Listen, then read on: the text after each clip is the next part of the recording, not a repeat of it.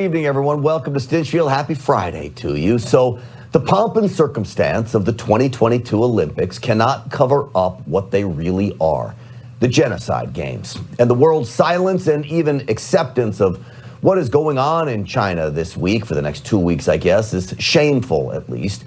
Yes, and we're calling this the Genocide Games, as athletes from around the world take to the ice and slopes.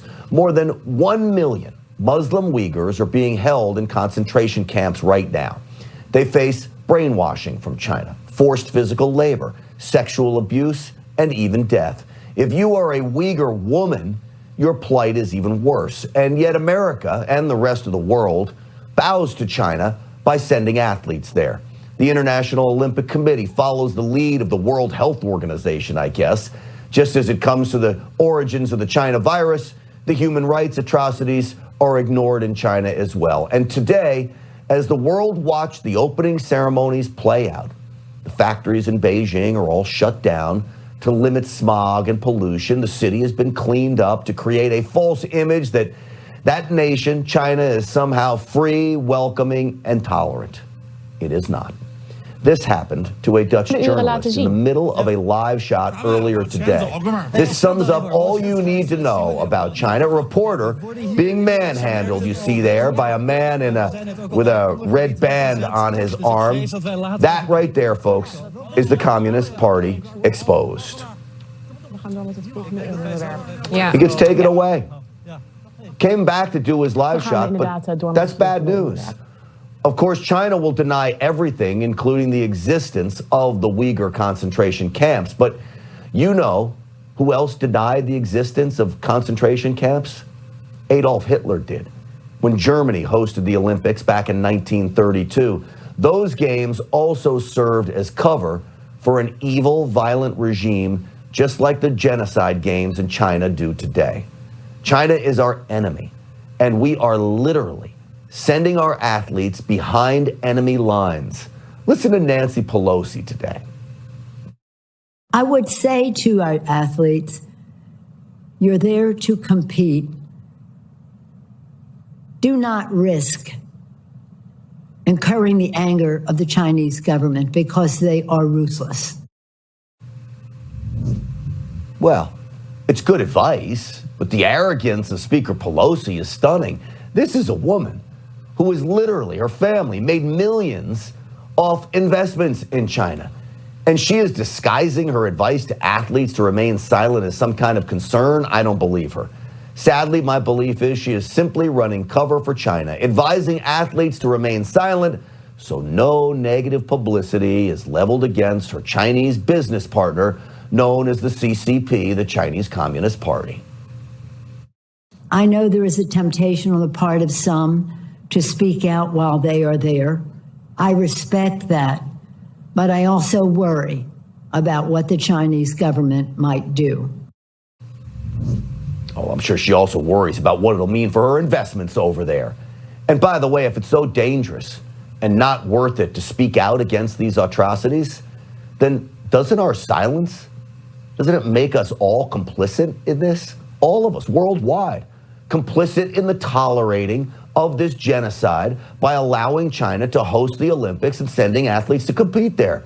We're all complicit. Look at what the Beijing regime did to Belgian skeleton star Kim Mielmans. After repeated negative tests for the virus, she is being held in isolation because of what appears to be one false positive when she arrived. I ask you all to give me some time to consider my next steps, because I'm not sure I can handle 14 more days and the Olympic competition while being in this isolation. Well, first she was taken away from the Olympic Village, put in isolation all by herself. Now she's been moved back into the Olympic Village, but still in isolation, has to train by herself. The Chinese Communist Party is literally torturing that athlete by isolating her when there is no need to do so. Again, she already has at least 3 negative tests. The bottom line is this: every dollar spent in China lines the pockets of a nation that will use that money against us to steal our technology, to build hypersonic missile systems, and yes, even weaponize viruses. And sadly, it will also fund a regime that sees nothing wrong about enslaving its own people.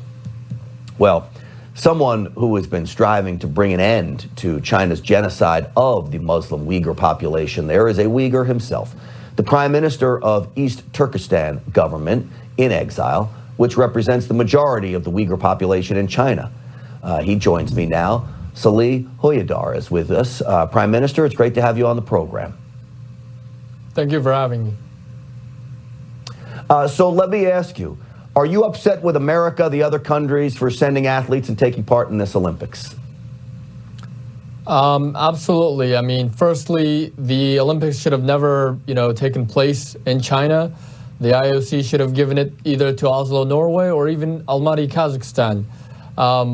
Despite the fact that governments have engaged in diplomatic boycotts, they're not enough. Those diplomatic boycotts are essentially symbolic, and China is going to use the Olympics as propaganda to continue to deny its ongoing genocide and to continue to, carry out genocide while whitewashing it in front of the international community. Mr. Prime Minister, are you amazed that if I walk down the streets in just about any city in America today and I ask them if they know what a Uyghur even means, what a Muslim Uyghur, who they are, if they ask them about Chinese genocide of that population, most people would have no idea?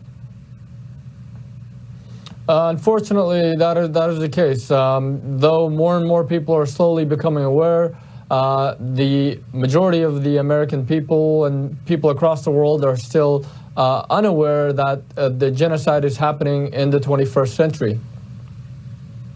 I want to ask your reaction to this. During the opening ceremonies, talk about gaslighting, pretending something is not reality. China had a Uyghur Muslim light the torch for the Olympic flame here. This is basically, I don't know, throwing their thumb in the nose of the world, is it not? It actually is. I mean, it's much more, shameful than that, especially the message that they are sending to the people, the Uyghur people, especially those in the concentration camps, saying, even with the attention of the international community, with all these cameras here, they are not going to be able to do anything to help you. Mr. Prime Minister, do you have family that is in these concentration camps, people you know? Can you tell me what it is like there and what life is like for them? Yes, the last time I was able to contact anyone inside East Turkistan was 2017, but because of, the ongoing mass internment and the overall genocide, I know for a fact that over 100 of my relatives have been taken into prisons and concentration camps, and about 4 of them have been killed in recent years in those facilities. What China is doing in these concentration camps is they claim that it's re-education or that they're giving them vocational training, when in reality what they're doing is they're forcing our people to denounce their ethnic identity, their religious identity. They're being forcibly indoctrinated, injected with unknown medication, forcibly sterilized, raped, tortured, and even men are being, subject to sexual abuse by the Chinese security forces and guards, and organs are being harvested. Many people are being killed in these camps, and the international community is not doing anything about it because the Chinese government is saying, oh, these camps don't exist, or that these, these crematories that we have around these camps, they're just burial management facilities. Are we getting to the point that we saw the Holocaust of the Jews in Nazi Germany, where they were literally exterminating Jews in Germany? You mentioned 4 people killed. The video we showed you just on the screen a moment ago, those are Uyghur Muslims being loaded onto trains taken to concentration camps, which brings back horrible memories of Germany before World War II. Are we at that point yet?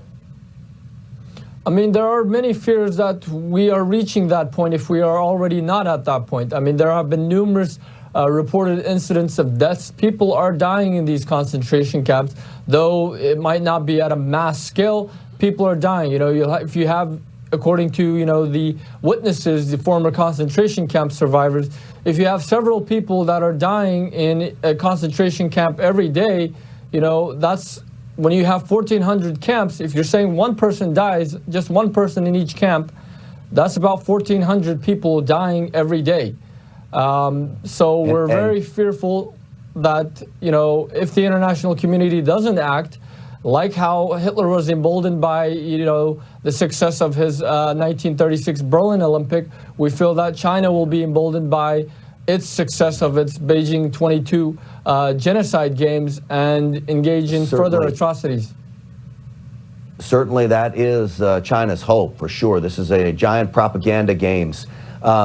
East Turkistan Prime Minister Salih Hudayar, I appreciate you coming on. Our thoughts are with your people, and appreciate you speaking out on this. Thank you. All right, absolutely. The world needs to wake up to what's going on in China, folks. Seriously, we have athletes over there playing freaking games. An entire population is being wiped out. It's sickening, really. So as America gets weaker and